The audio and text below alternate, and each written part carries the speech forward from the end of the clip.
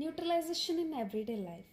ನಮ್ಮ ದಿನಚರಿ ಜೀವನದಲ್ಲಿ ಯಾವ ರೀತಿ ನ್ಯೂಟ್ರಲೈಸ್ ಮಾಡ್ಬೋದು? ಫಸ್ಟ್, ನಮಗೆ ಇಂಡೈಜೆಷನ್ ಪ್ರಾಬ್ಲಮ್ ಇದ್ದಾಗ ನಮ್ಮ ಹೊಟ್ಟೆಯಲ್ಲಿ ಹೈಡ್ರೋಕ್ಲೋರಿಕ್ ಆ್ಯಸಿಡ್ ಇರುತ್ತೆ. ಅದು ಫುಡ್ನ ಡೈಜೆಷನ್ ಮಾಡಲಿಕ್ಕೆ ಹೆಲ್ಪ್ ಮಾಡುತ್ತೆ.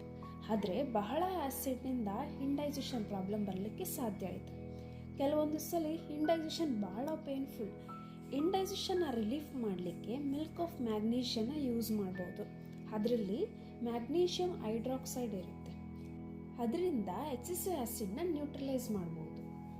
ಫ್ಯಾಕ್ಟ್ರಿ ವೇಸ್ಟಸ್, ಬಹಳಷ್ಟು ಫ್ಯಾಕ್ಟ್ರಿ ವೇಸ್ಟಸ್ಸಲ್ಲಿ ಆ್ಯಸಿಡ್ ಕಂಟೆಂಟ್ ಇರುತ್ತೆ.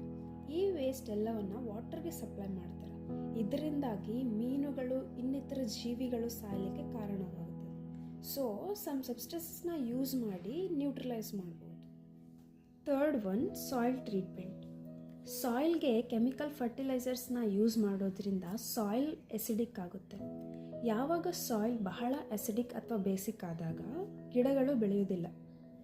ಸಾಯಿಲ್ ಬಹಳ ಎಸಿಡಿಕ್ ಇದ್ದಾಗ ಸುಣ್ಣವನ್ನು ಬಳಸಬೇಕು, ಆಗ ಬೇಸಿಕ್ ಆಗುತ್ತೆ.